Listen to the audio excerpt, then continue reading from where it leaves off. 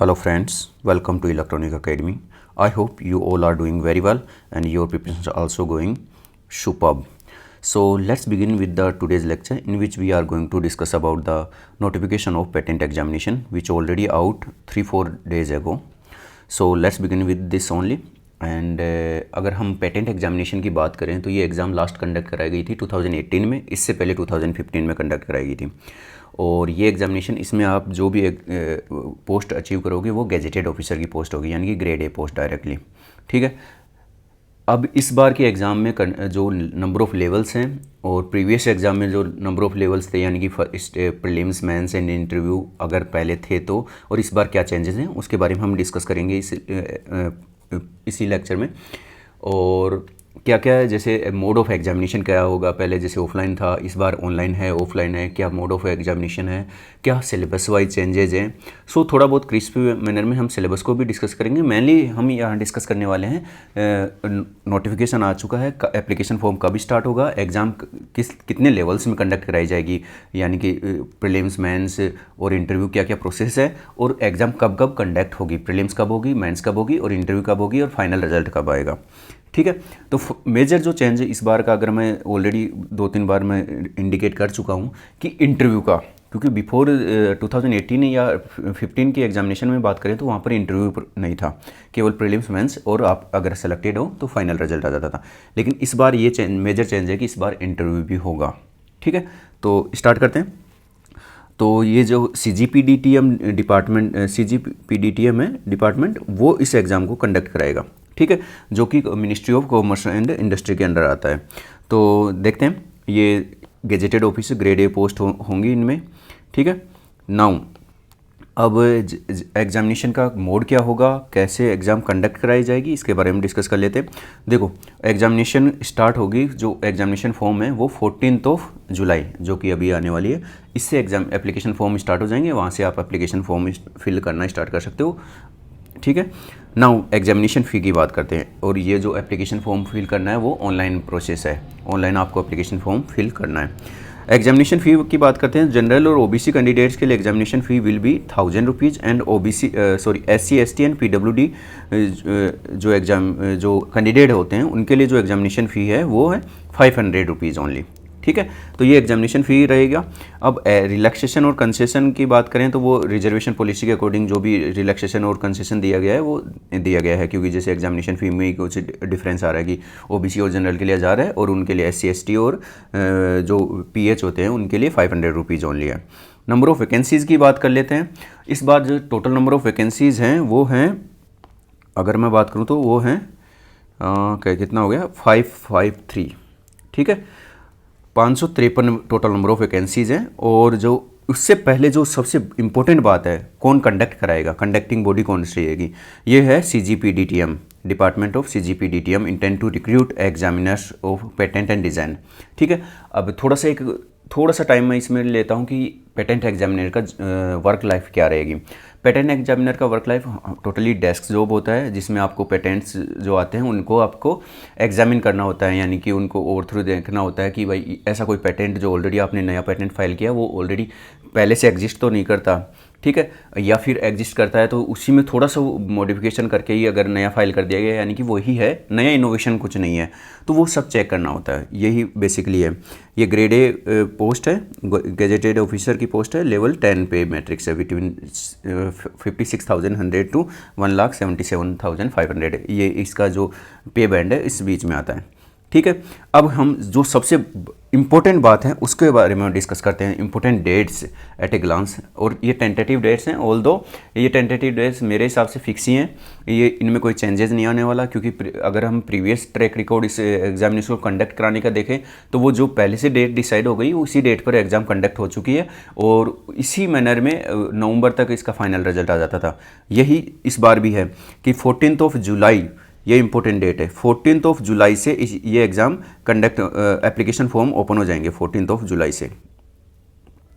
ठीक है, 14 जुलाई से एप्लीकेशन फॉर्म स्टार्ट हो जाएंगे और जो online application process conclude on 4 अगस्त, यानी कि 14 से 4 अगस्त के बीच में आपको एग्जामिनेशन फॉर्म फिल करना है। और उसका जो एग्जामिनेशन फॉर्म फिल तभी माना जाएगा, सबमिट तभी माना जाएगा जब उसकी जो वैलिड फ़ी है 1000 rupees for OBC and general candidates और 500 rupees for SC ST and PWD और PH जो कैंडिडेट है उनके लिए।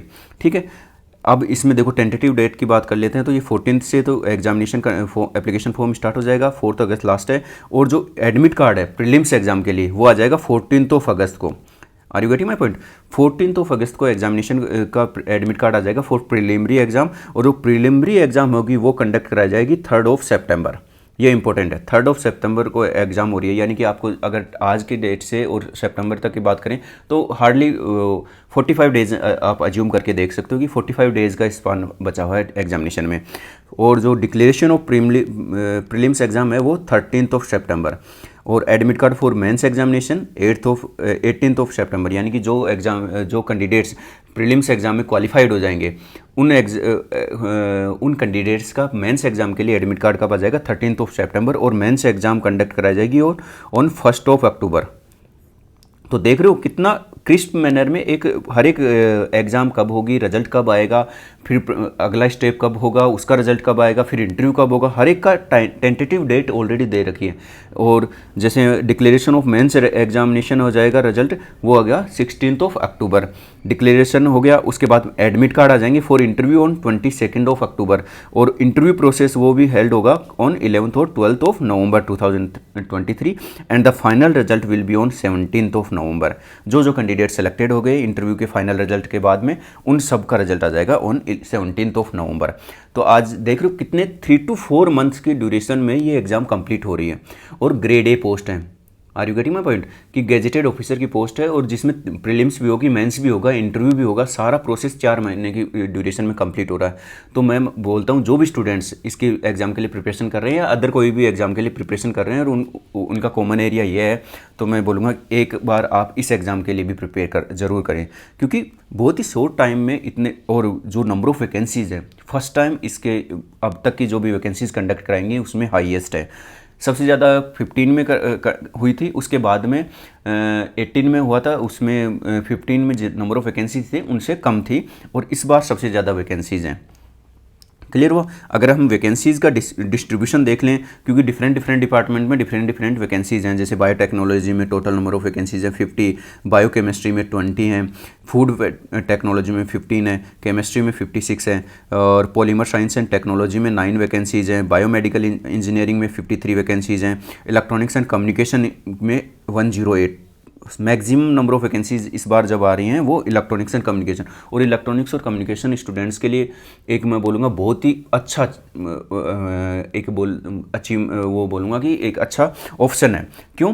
क्योंकि अगर इतनी नंबर ऑफ पोस्ट अगर हम इंजीनियरिंग सर्विसेज में भी बात करें तो वो कभी भी नहीं आती। Gazetted officer grade A post इतनी बल्क में एक साथ कभी भी रिक्रूटमेंट नहीं हुआ इंजीनियरिंग सर्विसेज में भी, क्योंकि अगर आज जैसे बात करते हैं तो इंजीनियरिंग सर्विसेज की नंबर ऑफ वैकेंसीज वैसे ही बहुत कम आ रही हैं, और उनमें भी ग्रेड A पोस्ट बहुत कम है, उसके बाद में ग्रेड B एंड ऑल हैं।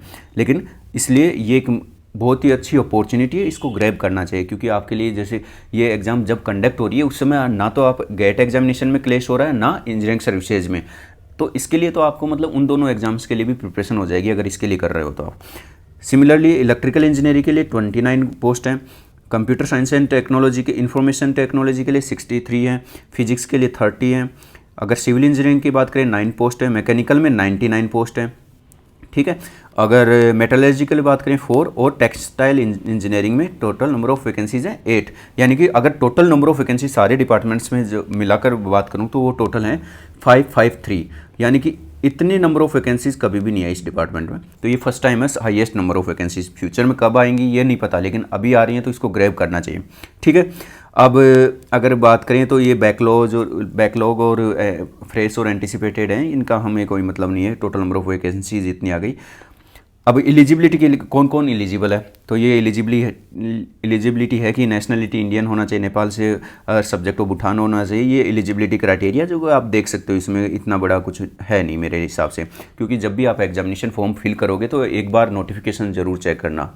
विदाउट नोटिफिकेशन मैं आपको बता रहा हूँ, मेजर पॉइंट्स मैं आपको यहाँ पर डिस्कस कर रहा हूँ, लेकिन फिर भी मैं बोलूँगा कि जब आप फिल करो तो एक जो कैंडिडेट होता है उसको सिंसियरली नोटिफिकेशन के थ्रू जाना चाहिए, जिससे कि कुछ पॉइंट ऐसे होते हैं जो कि उसके लिए इंपॉर्टेंट हो जाते हैं। मैं उन चीज़ों को अवॉइड कर रहा हूँ क्योंकि हर एक स्टूडेंट्स के लिए वो चीज़ें इंपॉर्टेंट नहीं हो सकती। ठीक है, तो आपको नोटिफिकेशन ज़रूर पॉइंट बाय पॉइंट पढ़ना चाहिए। ठीक है, और अगर हम बात करें, आगे की बात करते हैं, जैसे में कि मिनिमम एजुकेशनल क्वालिफिकेशन, कोई भी जो डिपार्टमेंट से आप फिल कर रहे हो, जैसे इलेक्ट्रॉनिक्स से भर रहे हो या कौन सी स्ट्रीम से फिल कर रहे हो, सीएस से भर रहे हो या फिर बायोटेक्नोलॉजी से भर रहे हो, तो उसमें मिनिमम क्वालिफिकेशन क्या चाहिए, हम उनके बारे में बात कर लेते हैं।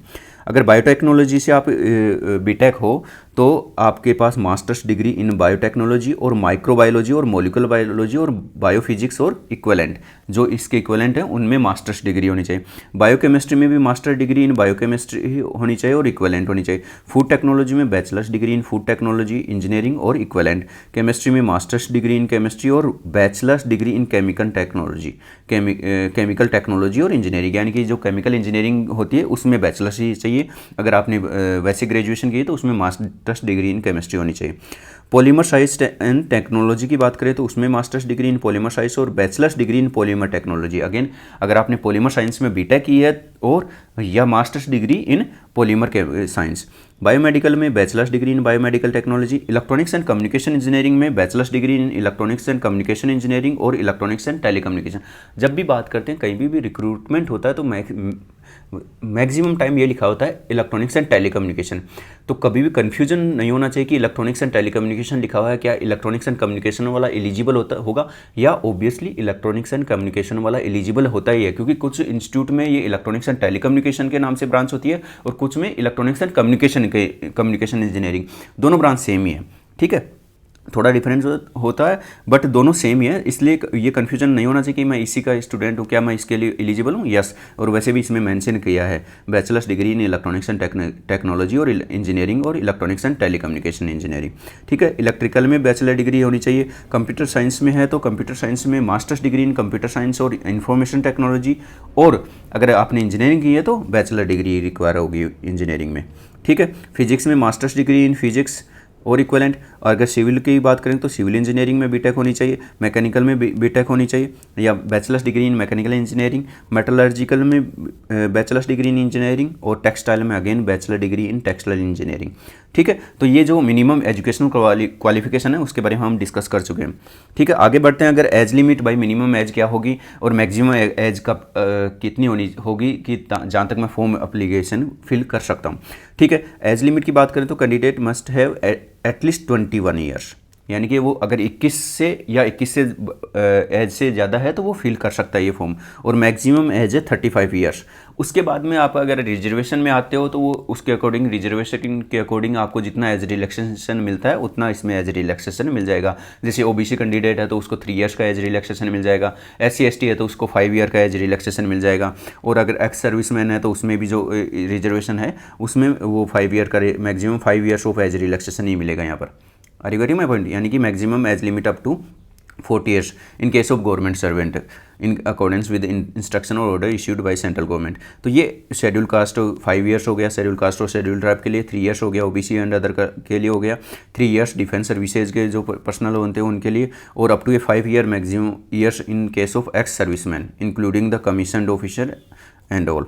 ठीक है, अब ये जो मिनिमम हम बात कर चुके हैं, मिनिमम एज कितनी होनी चाहिए, मैक्सिमम एज कितनी होनी चाहिए, मिनिमम एजुकेशनल क्वालिफिकेशन क्या होनी चाहिए, इन सब के बारे में हम ऑलरेडी डिस्कस कर चुके हैं। अब बात करते हैं इंपॉर्टेंट कि ये एग्ज़ाम एटलीस्ट कितने फेज में कंडक्ट होगी, हाउ मेनी फेजेज में ये एग्ज़ाम कंडक्ट होगी। तो इस बार देखो एक मेजर जो है चेंज, मैं बिफोर इनको डिस्कस करने से पहले ही मैं बता रहा हूँ, मेजर जो चेंज है वो इंटरव्यू का है। पहले क्या होता था, प्रीलिम्स होती थी, मेंस होती थी और फाइनल रिजल्ट आता था। इस बार लेकिन इंटरव्यू भी होगा। 2 मेजर चेंज हैं, एक तो इंटरव्यू का है और प्रीलिम्स इस बार ऑनलाइन होगी। पहले ऑफलाइन मोड में हो रही थी प्रीलिम्स, लेकिन इस बार प्रीलिम्स ऑनलाइन मोड में होगी। ठीक है, अब बात कर लेते हैं फेजेज की। ठीक है, तो 3 स्टेज हो गई, phase 1 prelims, phase 2 mains and phase 3 is interview and then interview के बाद में final result. Phases examination will consist 3 phases as follows. Preliminary exam for screening candidate, ठीक है। स्क्रीनिंग का मतलब इसके जो मार्क्स आएंगे वो फाइनल जो आपकी रैंक डिसाइड होती है उसमें इंक्लूड नहीं होंगे, केवल एक स्क्रीनिंग एग्जाम है, इसमें मतलब छटनी की जाएगी आपको मेंस एग्जाम के लिए। और मेंस एग्जाम के लिए कितने कैंडिडेट्स को शॉर्टलिस्ट किए जाएंगे, वो 20 टाइम्स रहेगा। प्रीलिम्स में जो exam number of vacancy total हैं उसका 20 टाइम्स मेंस एग्जाम के लिए कैंडिडेट्स को क्वालिफाई करेंगे। फिर main exam for short listing candidate for interview and then final stage is interview. तो ये जो 3 स्टेप्स हैं ये इंपॉर्टेंट है, 3 स्टेप्स में ये हो जाएगा। अगर प्रीलिमिनरी एग्जाम की बात करें तो ये screening test and the marks scored in this exam will not be considered towards the declaration of final list of qualified candidate. तो are you getting my point कि ये जो फाइनल लिस्ट होगी उसमें इसके मार्क्स ऐड नहीं रहेंगे। केवल स्क्रीनिंग एग्जाम है, आपने प्रीलिम्स क्वालिफाई कर लिया, अगर उसकी कट ऑफ क्वालिफाई कर दिया तो जितने भी मार्क्स आपने अचीव किए अब ये मार्क्स ऐड नहीं होंगे, बस क्वालिफाइंग होता है। उसके बाद में जो मेंस में आपके मार्क्स रहेंगे और इंटरव्यू में, उन दोनों को ऐड करके फाइनल रिजल्ट डिसाइड होगा, ठीक है। This examination will be conducted online mode only. ये जो मेजर चेंज है इस बार का वो होगा कि prelims exam will be conducted in online mode only. Are you getting my point? तो ये ऑनलाइन में कंडक्ट किया जाएगा। It will consist 1 paper of objective type multiple question of 150 marks. Are you getting my point? कि 2 hours की exam conduct होगी online, जो total number of marks रहेंगे 150 के, और each question will consist 1 marks, यानी कि 150 क्वेश्चन रहेंगे, ठीक है। Each question carrying 1 mark and will be present in this paper and which will consist of multiple choice question, यानी कि objective type of examination conduct किया जाएगी जो कि ऑनलाइन मोड में रहेगी। अब हम अगर इसका सिलेबस पॉइंट ऑफ व्यू से देखें कि नंबर ऑफ, इस बार जैसे पहले क्या होता था कि एक सिलेबस डिसाइड कर दिया, उसमें डिसाइड नहीं था कि किस पार्ट से कितने नंबर ऑफ क्वेश्चंस आएंगे, लेकिन इस बार इन्होंने एक स्पेसिफिक डिसाइड मेंशन किया है कि इस पार्ट से इतने नंबर ऑफ क्वेश्चन आएंगे, इस पार्ट से इतने नंबर ऑफ क्वेश्चन आएंगे। अगर हम बात करेंगे जनरल इंग्लिश की, वहाँ से 15 मार्क्स के क्वेश्चन आएंगे। Verbal and non verbal reasoning की बात करें तो वहाँ से 30 मार्क्स के क्वेश्चन आएंगे। क्वांटिटेटिव एप्टीट्यूड की बात करें तो क्वांटिटेटिव एप्टीट्यूड से 30 मार्क्स के क्वेश्चन आएंगे। General knowledge and current affair से 30 मार्क्स के, जनरल साइंस से 30 मार्क्स के, और IPR and WIPO and related treaties से 15 मार्क्स। इस बार का अगर मैं मेजर चेंज बोलूँगी तो सिलेबस में भी थोड़ा सा चेंज किया गया कि आईपीआर को ऐड कर दिया गया। पहले IPR is not included in the syllabus of the preliminary exam, but इस बार आईपीआर को भी इंक्लूड किया गया है, तो इसके भी 15 मार्क्स हैं। तो ये जो मेजर चेंजेज है हम इनको डिस्कस करेंगे फर्दर लेक्चर्स में डिटेल्ड सिलेबस के साथ में, ठीक है। The number of candidate to be admitted to the main examination on the basis of result preliminary examination may be about 20 times, fix नहीं है, अबाउट 20 टाइम्स इन्होंने टोटल नंबर ऑफ स्टूडेंट्स को pass करेंगे जो नंबर ऑफ वैकेंसीज हैं उसका mains के लिए, ठीक है। The minimum qualifying marks in the preliminary exam, ये इंपॉर्टेंट बात है। ऐसा नहीं कि आप इससे बिलो आ गए तो आपको क्वालिफाई कर देंगे, नहीं। आपको जनरल कैटेगरी के स्टूडेंट हो तो आपको 30% मार्क्स मिनिमम लाना ही होगा, किसमें? प्रीलिम्स एग्जाम में। अबव उसके बाद में कट ऑफ पर डिपेंड करता है कि कट ऑफ गई 35% तो आपको 35 से अबव लाना पड़ेगा, लेकिन कट ऑफ अगर 25 चली गई इसमें तो 25 वाला एलिजिबल नहीं रहेगा इसमें, तो मिनिमम 30% लाना ही होगा, यानी कि वो क्वालिफाई नहीं कर पाएगा। OBC और EWS के लिए 25% और अदर्स जो category SC ST and PH जो हो गए उनके लिए 20%, ये मिनिमम क्वालिफाइंग मार्क्स होते हैं। उसके बाद में जो कट ऑफ कितनी ऊपर जाती है वो उस पर डिपेंड करेगा, ठीक है। अब for example let's consider the total vacancy 100, ये इसमें कुछ नहीं है, 20 टाइम्स को डिसाइड किया गया कि नंबर ऑफ वैकेंसी 100 है, तो 2000 स्टूडेंट्स को हम फाइनल मेंस के लिए क्वालिफाई करेंगे। मेंस एग्जामिनेशन की बात करें तो mains examination will be conducted in offline mode only, ये इंपॉर्टेंट है। ऑफलाइन मोड में ही मेंस एग्जाम कंडक्ट कराई जाएगी। इसमें मेंस एग्जाम में 2 पेपर होंगे, एक पेपर 1 होगा और एक पेपर 2। पेपर 1 होगा जो कि objective based OMR based paper रहेगा, और पेपर 2 जो रहेगा वो सब्जेक्टिव पेपर रहेगा। वो डिपेंड करेगा आपकी किस स्ट्रीम के लिए अप्लाई किया गया। जो डिस्क्रिप्टिव आंसर राइटिंग करनी होगी, वो जैसे आप इलेक्ट्रॉनिक्स के स्टूडेंट हो तो वो पूरा एक कन्वेंशनल पेपर रहेगा ऑफ सब्जेक्ट रहेगा, उसमें जो इलेक्ट्रॉनिक्स के जो भी सब्जेक्ट हैं, या इलेक्ट्रिकल से फाइल किया है तो इलेक्ट्रिकल के जो सब्जेक्ट्स हैं सिलेबस में मेंशन है उनको आपको कन्वेंशनल राइट करना पड़ेगा। आपको कॉपी दी जाएगी, कॉपी पेन से आपको आंसर राइटिंग करनी होगी। पेपर 1 रहेगा वो अगेन ऑब्जेक्टिव रहेगा, तो paper 1 will be of 100 marks, paper 2 will be of 300 marks, यानी कि मेंस एग्जाम में टोटल नंबर ऑफ मार्क्स कितने हो गए? 400 मार्क्स। पहले क्या होता था, पहले यहाँ पर भी कुछ चेंजेज हैं। पहले पेपर 1 जो होता था एक जैसे एक पेपर सब्जेक्टिव हो गया जो कि डिस्क्रिप्टिव आंसर हो गया, और एक होता था इंग्लिश का पेपर, जो कि इंग्लिश का पेपर क्वालिफाइंग होता था, वो भी डिस्क्रिप्टिव या वैसे रहता था। तो उसको क्या करते थे, केवल वो क्वालिफाइंग होता था, उसमें मिनिमम मार्क्स आ गए, वो मार्क्स ऐड नहीं होते थे मेंस में। लेकिन इस बार क्या है कि पेपर 1 के मार्क्स भी ऐड हो रहे हैं। तो टोटल नंबर ऑफ मार्क्स कितने हो गए, 300 प्लस 100, यानी कि टोटल 400 मार्क्स का पेपर हो गया। Paper one will be of 2 hours duration, यानी कि 2 घंटे की जो ऑफलाइन मोड में रहेगा। OMR में ऑब्जेक्टिव टाइप ऑफ क्वेश्चन रहेंगे, maximum of 100 objective type question रहेंगे। कितने, प्रीलिम्स में कितने थे, 150, इसमें 100, ठीक है। और अगेन अगर इसके सिलेबस की बात करेंगे तो वही general knowledge and current affair 20 marks के रहेंगे, जनरल एप्टीट्यूड रहेगा 20 मार्क्स का, एलिमेंट्री मैथमेटिक्स, यहाँ पर कुछ चेंजेज हैं, ये जो एलिमेंट्री मैथमेटिक्स है ये ऐड कर दी गई यहाँ पर, 20 मार्क्स की रहेगी। इंग्लिश लैंग्वेज प्रोफिशिएंसी ये 20 मार्क्स का रहेगा। Knowledge related to intellectual property right, यानी कि IPR का जो सिलेबस प्रीलिम्स में ऐड किया गया था वही सिलेबस यहाँ पर है, तो उसका भी नॉलेज होना चाहिए, उसके 20 मार्क्स के क्वेश्चन रहेंगे। और each question will contain I think 100, इसमें देखो बताया नहीं है कि कितने मार्क्स का क्वेश्चन रहेगा, मेरे हिसाब से each question will be 1 marks only, क्योंकि 100 क्वेश्चन है, 100 मार्क्स का पेपर है, और ये 100 मार्क्स को ही डिफाइन किया गया है कैसे आएगा। Paper 2 will test knowledge of the candidate in the technical और scientific discipline of the vacancy applied for, यानी कि आपने जिस वैकेंसी के लिए अप्लाई किया है, अगर आप इलेक्ट्रॉनिक्स के स्टूडेंट हो और आपने इलेक्ट्रॉनिक्स के लिए अप्लाई किया है, या फिर आप फिजिक्स के स्टूडेंट हो और फिजिक्स के लिए अप्लाई किया है, तो जो उस सिलेबस में फिजिक्स का आपका नॉलेज चेक किया जाएगा। और वो कैसे चेक किया जाएगा, आपके फिजिक्स से जो सिलेबस में टॉपिक मेंशन है उनसे एक डिस्क्रिप्टिव यानी कि कन्वेंशनल पेपर रहेगा, उसमें आपको कन्वेंशनल आंसर लिखना पड़ेगा, ठीक है। वो पेपर 3 आवर्स का रहेगा, वही ऑफलाइन मोड रहेगा, जो कि 300 मार्क्स का रहेगा, ठीक है। Now the cumulative marks obtain in paper 1 plus paper 2 will be assigned 80% weightage in the final list of the qualified candidate, 80% weightage दिया जाएगा। अब अगर हम बात करें तो टोटल नंबर ऑफ आ गए 400 को क्या दिया जाएगा, 80%, बाकी 20% वेटेज किसको दिया जाएगा, वो दिया जाएगा इंटरव्यू को, ठीक है। As a result handwriting, अगर आपकी हैंड राइटिंग इतनी बकवास है कि उनको एग्जामिनर को जो आपने आंसर लिखा वो समझ में नहीं आ रहा ना, तो उसके लिए जो पर्टिकुलर आंसर को वो नल एंड वॉइड मान लेंगे और उसको 0 दे देंगे। तो आपकी थोड़ी बहुत हैंड राइटिंग सही होनी चाहिए। The candidates handwriting is not easily legible, the relevant answer shall be treated as incorrect, ठीक है। The number of candidate to be eligible for the interview may be 5 times. अभी देखो prelims में 20 times था, अब interview के लिए कितना क्वालिफाई किया जाएगा in mains examination, 5 times of total number of vacancies, ठीक है। नाउ अब इंटरव्यू रहेगा, वो इंटरव्यू रहेगा 100 मार्क्स का, ठीक है। और ये जो भी टॉपिक्स जो प्रीलिम्स और मेंस में जो टॉपिक्स कवर किए गए हैं उन्हीं के बेसिस पर इंटरव्यू में क्वेश्चन पूछे जाएंगे, ये सिलेबस रहेगा। और इंटरव्यू को 20% वेटेज दिया जाएगा। Medium of examination prelims mains examination as well as interview will be English only. आपका जो पेपर रहेगा वो इंग्लिश में ही रहेगा, प्रीलिम्स हो चाहे सो मेंस हो चाहे सो इंटरव्यू हो, ठीक है। अब हम बात कर लेते हैं थोड़ी सी कि कैसे टोटल नंबर ऑफ मार्क्स को ऐड किया गया है। देखो 400 प्रीलिम्स के आपने स्टेज 1 है प्रीलिम्स क्वालिफाई कर गए, उसके मार्क्स ऐड नहीं होंगे, आप मेंस के लिए एलिजिबल होंगे। मेंस में जो नंबर ऑफ कैंडिडेट क्वालिफाई करेंगे यानी कि पेपर 1 प्लस पेपर 2 यानी कि 300 plus 100 total number of marks हो गए 400।